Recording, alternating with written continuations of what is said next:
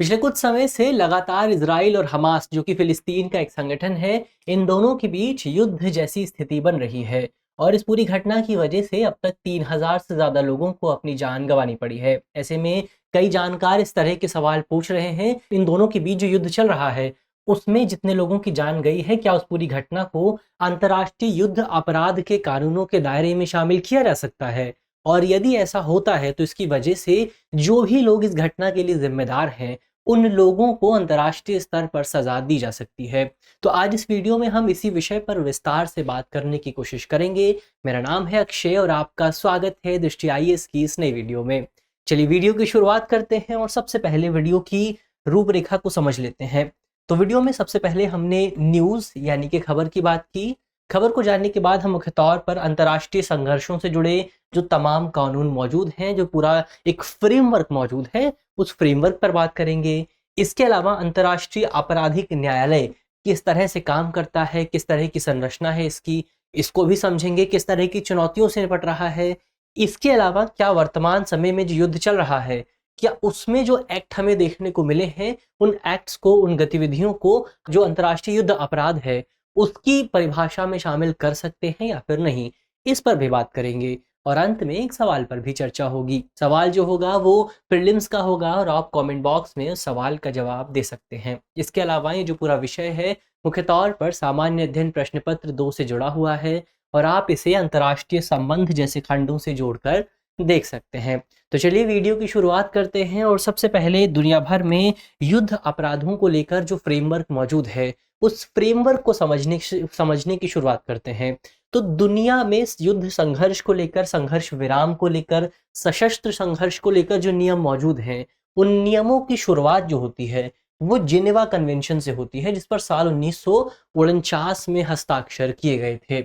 इसके बाद Geneva convention के बाद बहुत सारे ट्रिब्यूनल्स भी बनाए जाते हैं युद्ध अपराधों की जांच करने के लिए, और वो ट्रिब्यूनल्स बहुत सारे डिसीजंस देते हैं।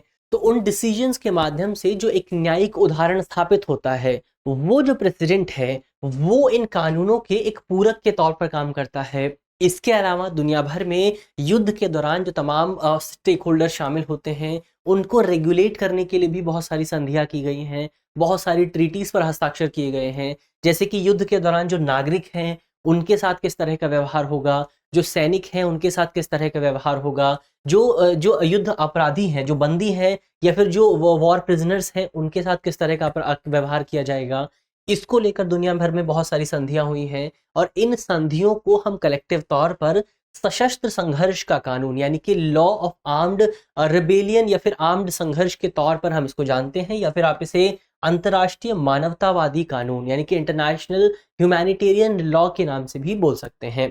तो ये इस पूरे फ्रेमवर्क की बात हुई। इसके अलावा ये फ्रेमवर्क, जो पूरा फ्रेमवर्क जिस पर हमने बात की, सारे कानूनों की हमने बात की, ये जो कानून है ये दुनिया भर की दुनिया भर की तमाम सशस्त्र जो सेनाएं हैं, जो आर्म्ड फोर्सेस हैं, जैसे इजराइल की फोर्स हो गई, या फिर जो सशस्त्र संगठन है, संगठित तौर पर जो समूह काम करते हैं जैसे कि हमास हो गया, इन तमाम एंटिटीज पर ये कानून जो है लागू होते हैं। और इसी को देखते हुए हाल ही में इंटरनेशनल क्रिमिनल कोर्ट के एक प्रवक्ता ने बताया है कि यहाँ पर हमें हमास और इजराइल के बीच जिस तरह की घटनाएं देखने को मिली हैं वो घटनाएं आईसीसी के दायरे में आती हैं, वो घटनाएं इंटरनेशनल क्रिमिनल कोर्ट के दायरे में आती हैं। और इस तरह से यदि फिलिस्तीन और इजराइल में जो लोग इस घटना के लिए जिम्मेदार हैं, जो लोग इसके लिए उत्तरदायी हैं, उनको सजा नहीं मिलती है, तो उनको आप इंटरनेशनल कोर्ट में, इंटरनेशनल क्रिमिनल कोर्ट में उनके खिलाफ जो है एक मुकदमा चलाया जा सकता है। तो ये तो पूरे फ्रेमवर्क की बात की हमने, लेकिन आईसीसी की भी बात कर लेते हैं। ये जो अंतर्राष्ट्रीय आपराधिक न्यायालय है, दुनिया भर में इसकी क्या भूमिका रहती है। तो आईसीसी की अगर बात करें तो मुख्य तौर पर ये दुनिया में एक स्थायी युद्ध अपराध न्यायाधिकरण है। यानी कि स्थायी होने का मतलब ये है कि ये हमेशा बना रहता है। कभी कभी अस्थायी ट्रिब्यूनल्स भी बनाए जाते हैं, लेकिन ये जो है ये परमानेंट तौर पर काम करता है। और इसे साल 2002 में हेग में स्थापित किया गया था, और हेग जो है वो नीदरलैंड्स में मौजूद है। तो इसका जो मुख्यालय है, आईसीसी का जो मुख्यालय है वो हेग यानी कि नीदरलैंड में मौजूद है। इसके कुल 123 सदस्य देश हैं, और इसका जो दायरा है, इसका जो ज्यूरिसडिक्शन है, उसमें आप युद्ध अपराध को शामिल कर सकते हैं। यदि मानवता के खिलाफ कोई अपराध होता है तो इसके दायरे में आता है। यदि कहीं पे मैसेकर देखने को मिलता है, नरसंहार होता है, तो वो भी इंटरनेशनल क्रिमिनल कोड के दायरे में आता है। लेकिन इंटरनेशनल क्रिमिनल कोड की कई चुनौतियां मौजूद हैं, कई लिमिटेशंस हैं। जैसे पहली लिमिटेशन ये है कि जो दुनिया की बड़ी शक्तियां हैं वो इंटरनेशनल क्रिमिनल कोर्ट में शामिल नहीं है। जैसे अमेरिका हो गया, चीन हो गया, भारत हो गया, रूस हो गया, मिस्र हो गया, इजिप्ट हो गया, ये जो शक्तियां हैं ये इंटरनेशनल क्रिमिनल कोर्ट में शामिल नहीं है। और अगर मौजूदा मामले की बात करें तो यहाँ पर फिलिस्तीन आपको इंटरनेशनल क्रिमिनल कोर्ट का मेंबर के तौर पर दिखाई दे जाएगा, लेकिन इजराइल औपचारिक तौर पर इस पूरे संगठन का, इस पूरे निकाय का मेंबर जो है नहीं है। ये तो पहली कमी हुई इसकी। दूसरी इसकी कमी ये है कि ये बहुत ज़्यादा सीमित बजट और सीमित स्टाफ के तौर साथ काम करता है। वर्तमान समय में आईसीसी के जो अभियोजक हैं, जो प्रोसिक्यूटर्स हैं, वो बहुत कम हैं और तकरीबन 17 अंतर्राष्ट्रीय मामलों की जांच जो है वो आईसीसी द्वारा की जा रही है। इसमें रूस यूक्रेन का युद्ध हो गया, अफगानिस्तान वाला युद्ध हो गया, तालिबान वाला जो मामला है, इसके अलावा इसमें सूडान वाला मामला है, म्यांमार का मामला भी इंटरनेशनल क्रिमिनल कोर्ट के पास मौजूद है। और यहाँ पर सबसे विशेष बात यह है कि इतने कार्यभार में ये मुख्य तौर पर केवल 1.06 मिलियन बजट के साथ काम कर रहा है। तो बहुत कम बजट है, बहुत कम स्टाफ है और इस स्टाफ के साथ दुनिया के जो बड़े युद्ध अपराध के मामले हैं उन मामलों से निपटने का काम जो है वो अंतर्राष्ट्रीय आपराधिक न्यायालय द्वारा किया जा रहा है।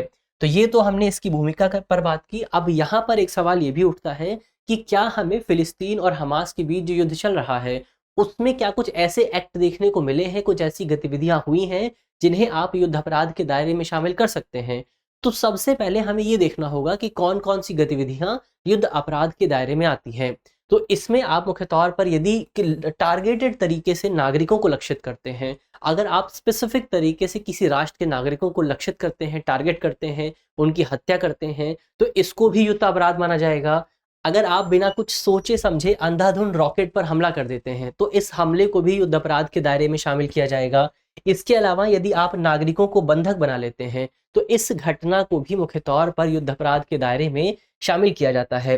तो ऐसे में हम कह सकते हैं कि हमास और इजराइल दोनों ही युद्ध अपराध के दायरे में आ जाते हैं, क्योंकि दोनों की ओर से इस तरह की एक्टिविटीज देखने को मिली है। जैसे इजराइल की ओर से ये एक डिक्लेरेशन दिया गया है, घोषणा की गई है कि जो गाजा पट्टी है वहां पर इजराइल ईंधन और भोजन की एक्सेस नहीं देगा, वहां तक इलेक्ट्रिसिटी नहीं पहुंचाई जाएगी। और जबकि गाजा पट्टी में तकरीबन 2.3 मिलियन लोग रहते हैं, तो जाहिर तौर पर इजराइल जो है वो इतने सारे लोगों के जो बेसिक राइट्स हैं उनका उल्लंघन कर रहा है। इसके अलावा ये भी आशंका है कि इजराइल अभी और ज़्यादा काउंटर अटैक कर सकता है, जिसकी वजह से और ज़्यादा लोगों को अपनी जान गंवानी पड़ेगी। तो ये भी एक युद्ध अपराध का दायरा है। लेकिन जो सबसे बड़ा युद्ध अपराध है वो फिलिस्तीन के हमास संगठन की ओर से किया गया है। फिलिस्तीन ने जो नागरिक हैं उनको लक्षित करने की कोशिश की हमास संगठन ने। इसके अलावा नागरिकों पर अंधाधुंध रॉकेट भी चलाए गए। ऐसा बताया जा रहा है कि जब युद्ध की शुरुआत हुई थी तो हमास ने 5000 से ज़्यादा रॉकेट दागे थे। इसके अलावा नागरिकों को बंधक भी बनाया गया। जो इनोसेंट लोग थे, जो मासूम लोग थे, उन्हें हमास द्वारा बंधक बनाया गया था। तो ये मुख्य तौर पर इस पूरी घटना के हमने परिदृश्य को समझ लिया। अब अंत में एक सवाल पर भी बात हो जाए। सवाल जो है वो प्रीलिम्स का है और आप कमेंट बॉक्स में सवाल का जवाब दे सकते हैं।